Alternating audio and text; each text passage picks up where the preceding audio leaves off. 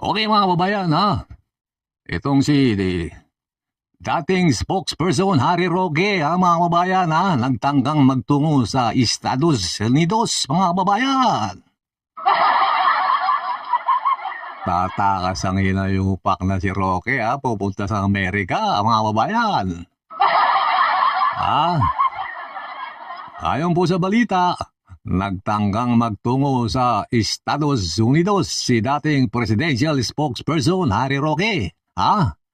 Pero naharang umano siya ng subukang dumaan sa Japan. Ayon po sa Bureau of Immigration, mga kabayan.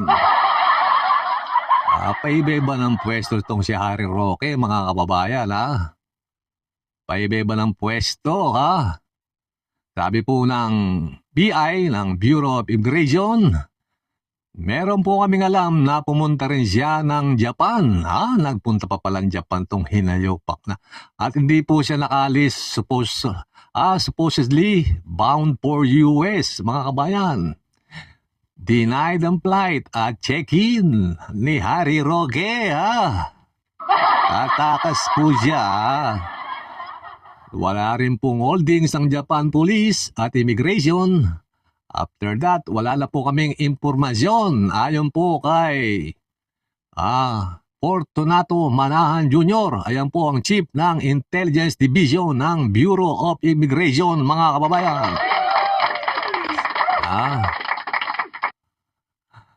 Kinumpirma ng Bureau of Immigration sa pagdinig ng Senate Committee on Justice and Human Rights ngayong Martes, mga kabayan, March 4, na namataan din si Roque pati ang kanyang asawa sa Dubai at Singapore, mga kababayan. Maraming pera, pa Dubai, pa Singapore na lang si Roque at saka yung asawa niya. Ayon sa BI, wala pang karagdagang impormasyon ang ahensya sa kasalukuyang kinaroroonan ni Roque, mga kabayan, nawala ang impormasyon nila. Nasaan na kaya? Baka nagbaon na sa lupa si Roque, mga kababayan, Huwag kang tumakas, Roque. Bumalik ka rito sa Pilipinas, please naman. Gusto naming malaman yung joint account nyo ni Pogi, ni A.R. De Lezerna, mga kabayan, ang tunay na istorya. Saka yung paglobo ng iyong kayamanan, Roque. Paano maniniwala yung mga tao sa inyo, Harry Roque, yung sarili mo, hindi maipagtanggol, Paano mapapagtanggol ang sarili mo? Kung patago-tago ka, patakas-takas ka, Naku naman, nasaan na kaya si Harry Roque, Baka nandyan lang yan. Nasa Singapore ulit, o baka nasa Japan na naman, Okay, mga kababayan, Abangan nyo kung